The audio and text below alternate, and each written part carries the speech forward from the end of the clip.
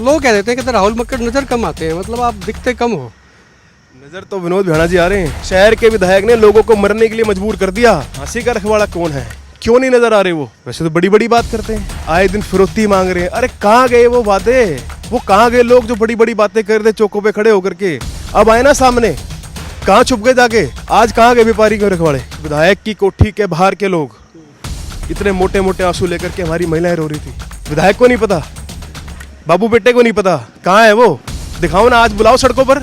लोग पूछ रहे हैं, आपको पब्लिक ने अपनी सुविधा के लिए बनाया है, अपनी सेवा के लिए बनाया है, सिर्फ कॉलोनी काटने के लिए नहीं बनाया। कानों में क्या डाला हुआ, आंखों पे क्या चढ़ाया हुआ है, उनको कुछ समझ में नहीं आ रहा।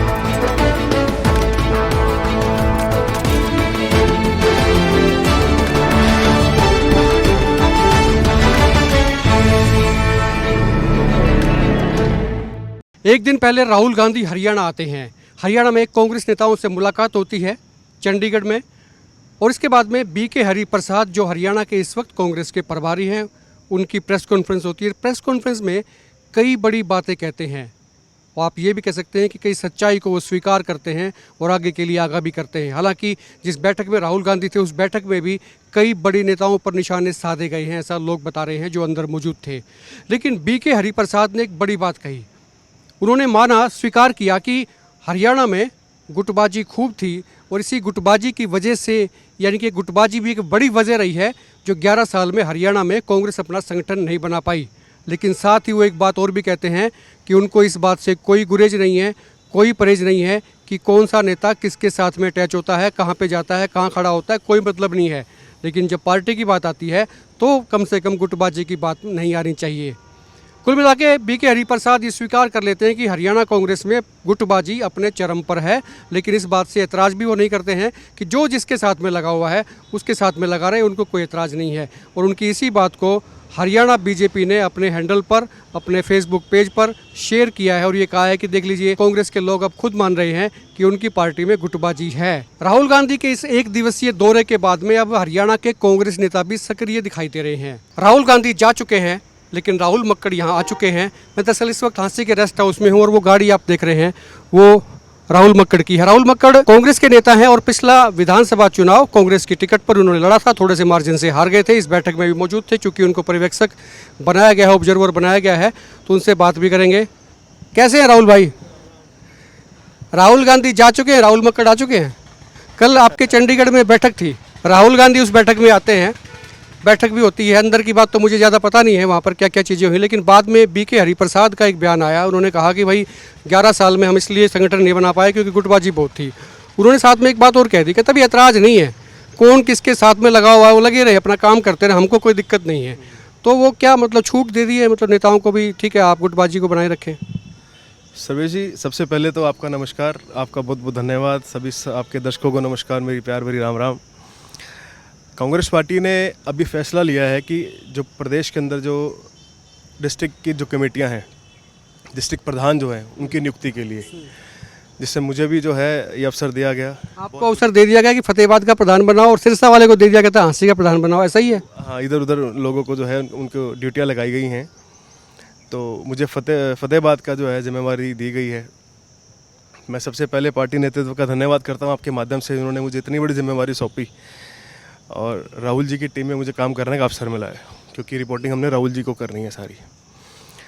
अब रही बात पार्टी के संगठन की, बहुत अच्छी बात है, संगठन होना चाहिए, मैं तो कहता हूँ, और पहले बनना चाहिए था। चलो, अब राहुल जी ने ये इनिशिएट लिया है, उन्होंने खुद ये जिम्मेवारी ली है, उन्होंने खुद आकर के जो है सबकी जिम्मेवारी दी है। ईमानदारी से जो भी काम, जो पार्टी की जो ग्राउंड लेवल की जो बातें हैं, हमें आगे रिपोर्टिंग करनी है। बहुत जल्द हम संगठन को बनाने का काम करेंगे, जो भी। वो सारी बात ठीक है, मेरा तो छोटा सा स्पेसिफिक सा सवाल था कि भाई अब लिबर्टी फिर बरकरार रहेगी, भाई कोई किसी गुट में रहे, पार्टी नेताओं को कोई एतराज़ नहीं है।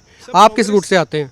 सर्वेश जी, सब कांग्रेस ही हैं, सब कांग्रेस के लिए काम कर रहे हैं। गुट भी कांग्रेस में ही है, गुट का क्या कोई, वो सब एक है, सब कांग्रेस पार्टी एक है, सब राहुल गांधी के लिए काम कर रहे हैं, सब कांग्रेस पार्टी के लिए काम कर रहे हैं।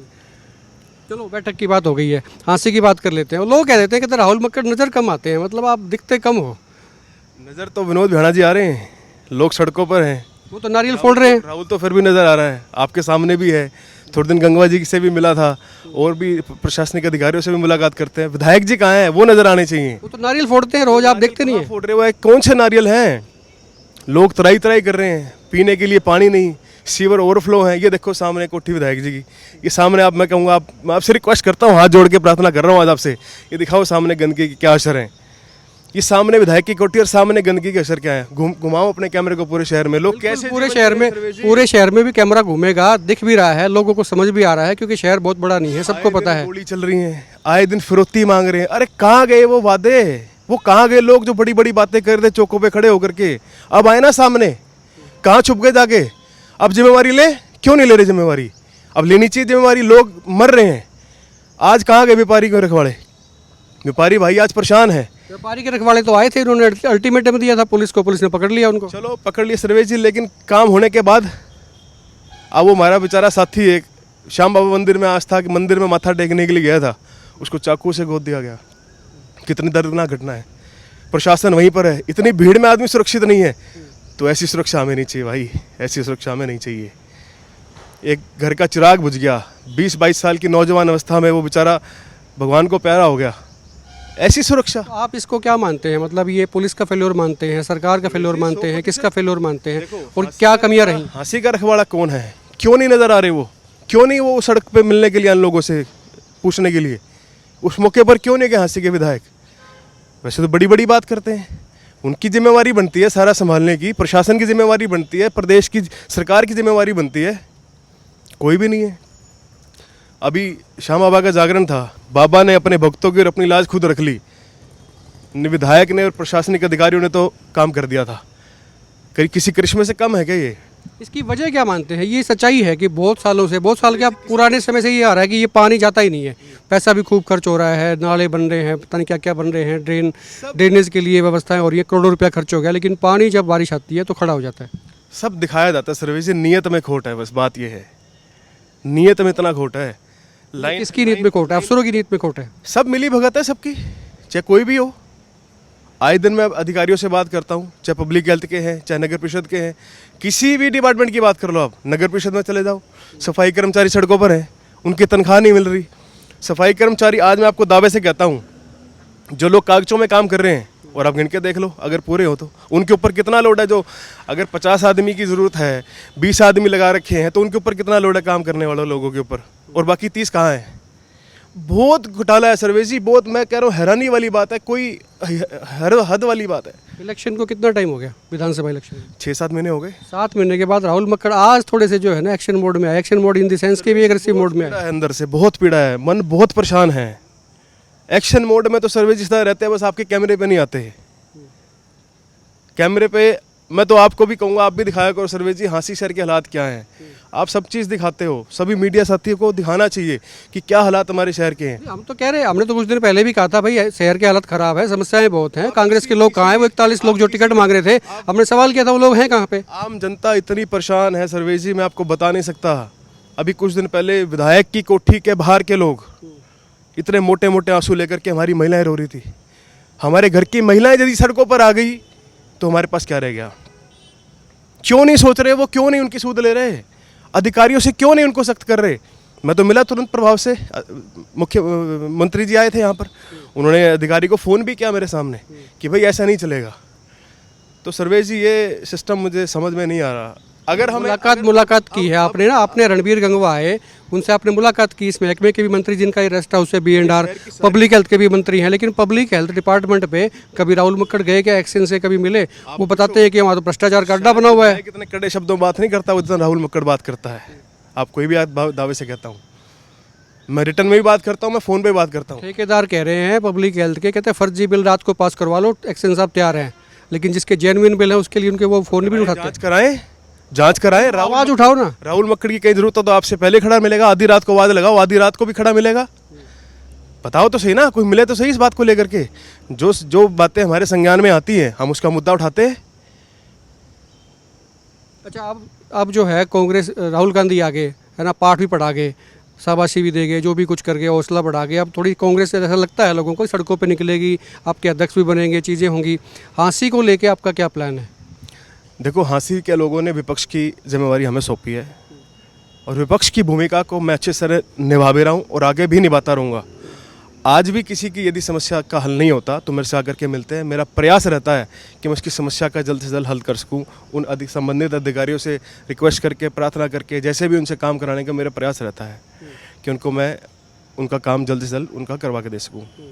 यही हम तो यही कर सकते हैं।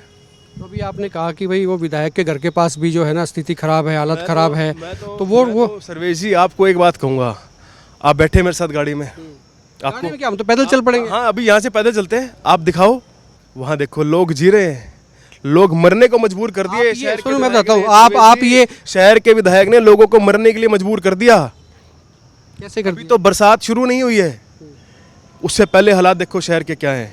अभी आज कितनी बूंद पड़ी है, जाओ उस रोडों पर, सड़कों पर जाकर के देखो। हम तो चले ही जाएंगे, जाते भी रहते हैं। मैं कह रहा हूँ आप के अंबार लगे पड़े हैं, मच्छरों का ढेर लगा पड़ा है। आप कोई दिन तय कर लो, जिस दिन से आप जाना शुरू करोगे लोगों के बीच में, आपके पीछे पीछे लोगों के कैमरे होंगे, हमारे कैमरे होंगे, दिखेगा वो, ये भी दिखेगा कि कैसी कैसी दिखते हैं, कैसी कैसी खामियां, और ये भी दिखेगा कि राहुल मक्कड़ क्या कर रहे हैं। आपकी एक बात को ठीक करना चाहूँगा, यदि मैं लोगों के बीच में नहीं होता, मुझे इन बातों का नहीं पता होता। लोगों के बीच में हूँ तभी मुझे पता है, विधायक को नहीं पता, बाबू बेटे को नहीं पता। कहाँ है वो, दिखाओ ना, आज बुलाओ सड़कों पर, लोग पूछ रहे हैं। आपने नितेश भाई का एक इंटरव्यू चलाया था पीछे, कहाँ है, पूछिए उनको, विधायक ने सूद ली, पूछना चाहिए था उनके। नितेश का ही मेरे पास फोन आया, कहता जी वो विधायक जी आ रहे हैं, नारियल फोड़ के जा रहे हैं, शुरू करवा रहे हैं गलियों का निर्माण। चलो मैं तो एक बात कह रहा हूँ, उन लोगों से मिले क्या विधायक जी?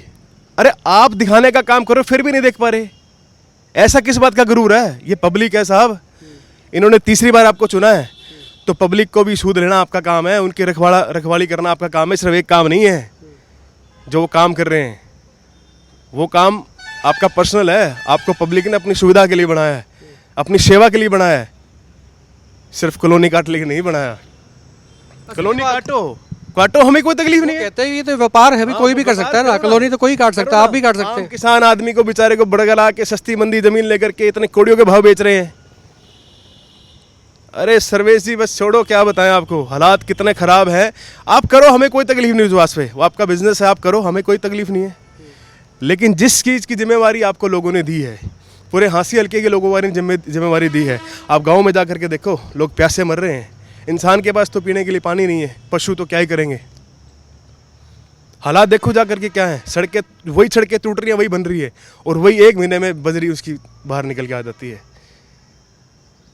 क्या सिस्टम है, समझ से बाहर है। वो क्या कहना चाह रहे हैं, किस बात का गुरूर है, कोई समझ नहीं आ रहा। कानों में क्या डाला हुआ, आंखों पे क्या चढ़ाया हुआ है, उनको कुछ समझ में नहीं आ रहा। हमें हमारी समझ से बाहर है। समझ से बाहर है। राहुल मक्कड़ थे, और आज ये मूड में कह सकते हैं, अग्रेशन में कह सकते हैं, और आने वाले दिनों में सड़कों पर भी दिखाई देंगे, लोगों के साथ में हो सकता है कि खड़े दिखाई दें। और विधायक विनोद भ्याणा को सीधा सीधा इन्होंने चैलेंज दिया है कि वो अब लोगों के बीच में आए। हालत ख़राब है शहर की, पानी की, सीवरेज की, और तमाम तरह की चीज़ें दिखते जो है शहर में है। सफाई की व्यवस्था भी ख़राब है। पूछ रहे हैं कि वो हैं कहाँ पे। खुल के कमेंट करें, वीडियो को शेयर करें, और आप देखते रहे एक मत पोस्ट।